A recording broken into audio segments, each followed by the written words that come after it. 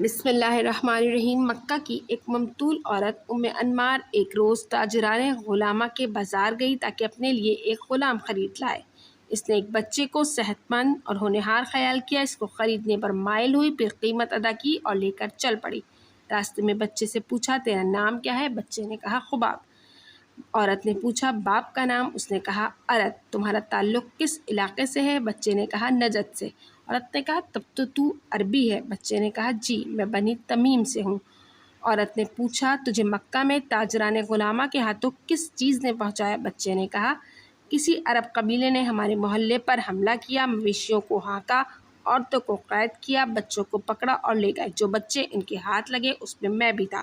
میں بکتا بکاتا مکہ پہنچ گیا اور اب آپ کے ہاتھ ہوں۔ ام انمار ایک ہوشیار عورت تھی۔ اس نے بچے کو مکے کے ایک لوہار کی شاگردی میں دے دیا تاکہ اسے تلوار سازی کا فن سکھا دے۔ بچے کو اس لوہار کی شاگردی اختیار کیے زیادہ عرصہ نہ گزرا تھا، اس نے یہ ہنر سیکھ لیا اور اس میں ماہر ہو گیا۔ حضرت خباب کے اعصاب مضبوط ہو گئے، انہوں نے قوت حاصل کر لی تو ام انمار نے ایک دکان کرائے پر لے کے دی اور اوزار خرید کر دیے کہ تلوار سازی سے منافع حاصل کرے۔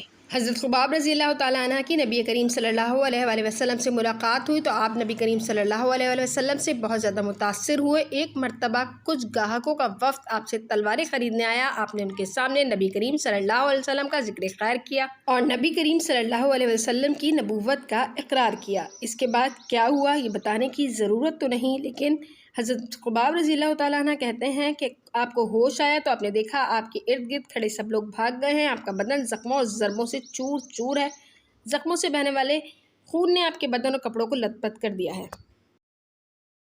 اس اعتراف کے بعد کیا ہوا اسے بتانے کی ضرورت تو نہیں، لیکن حضرت خباب رضی اللہ تعالیٰ عنہ کہتے ہیں کہ جب مجھے ہوش آیا تو میں نے دیکھا کہ میرے ارد گرد سب لوگ بھاگ گئے ہیں، میرا بدن زخموں اور ضربوں سے چور چور ہے، زخموں سے بہنے والے خون نے میرے کپڑوں اور بدن کو لت پت کر دیا ہے۔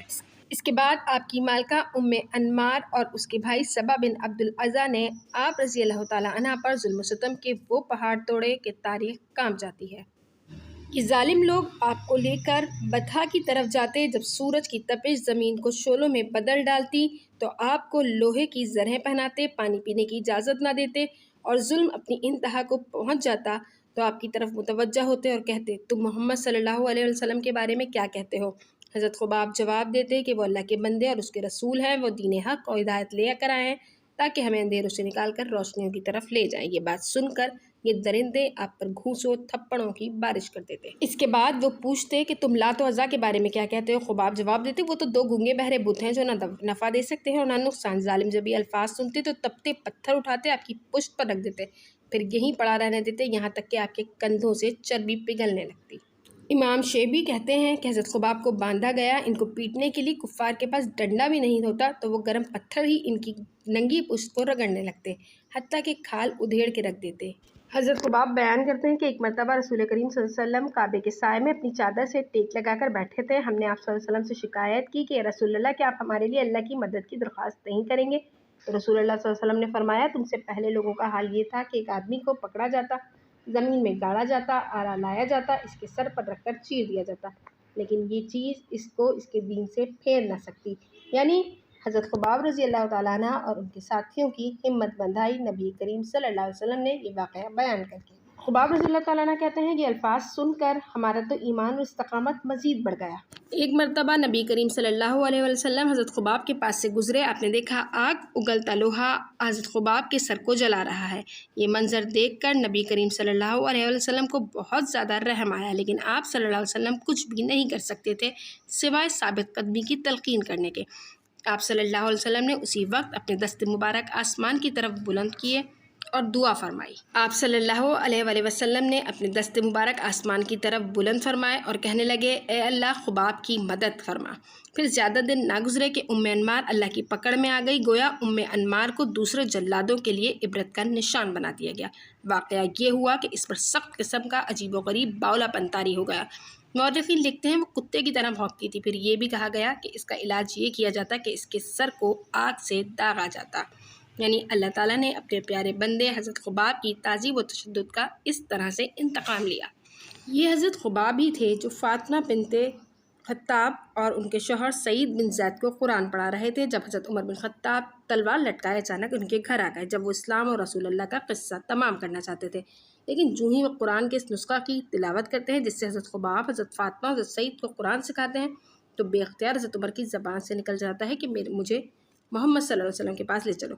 حضرت خباب حضرت عمر کے الفاظ سن کر اس جگہ سے باہر نکل آتے ہیں جہاں وہ ان کو دیکھ کر چھپ گئے تھے۔ کہتے ہیں، اے عمر، اللہ کی قسم، مجھے امید ہے اللہ نے تمہیں اپنے نبی کی دعا کے لیے منتخب کر لیا۔ میں نے رسول اللہ کو یہ دعا کرتے سنا ہے کہ اے اللہ، ابو الحکم بن حشام اور عمر بن خطاب میں سے اپنے پسندیدہ بندے کے ذریعے میری مدد فرما۔ ایک مرتبہ حضرت عمر رضی اللہ تعالیٰ انہوں نے ان سے مشرکین کی عقوبات و تعذیبات کے بارے میں پوچھا۔ آپ کو جواب دینے میں حیا محسوس ہوئی۔ حضرت عمر نے اصرار کیا، آپ نے اپنی پشت کا کپڑا ہٹایا۔ حضرت عمر نے پشت کا حال دیکھا تو دہل کر رہ گئے، پوچھا یہ حال کیسے ہوا؟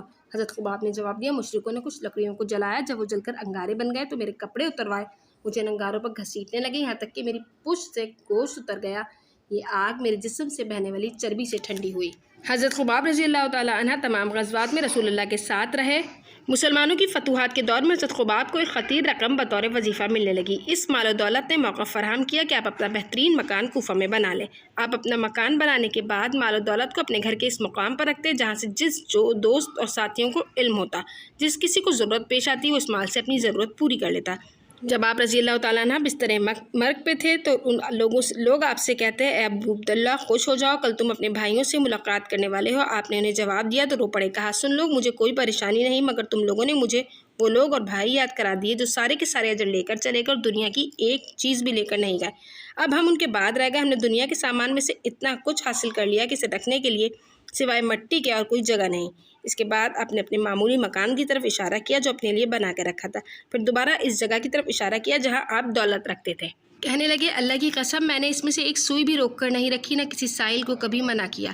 پھر آپ نے اپنے اس کفن کو دیکھا جو آپ کے لیے تیار تھا۔ کفن دیکھ کر آپ نے اسے اسراف خیال کیا اور کہنے لگے کہ دیکھو یہ میرا کفن ہے، لیکن امیر رسول حضرت حمزہ کو تو شہادت کے روز ایک چادر نصیب ہوئی تھی جس سے ان کو سر ڈھانپا جاتا تو پاؤں ننگے ہو جاتے اور پاؤں کو ڈھانکا جاتا تو سر ننگا ہو جاتا۔ اگر آپ کو میری ویڈیو پسند آئی تو چینل کو سبسکرائب کیجیے گا، ویڈیو کو لائک شیئر اور کمنٹ کیجیے گا۔ اللہ حافظ۔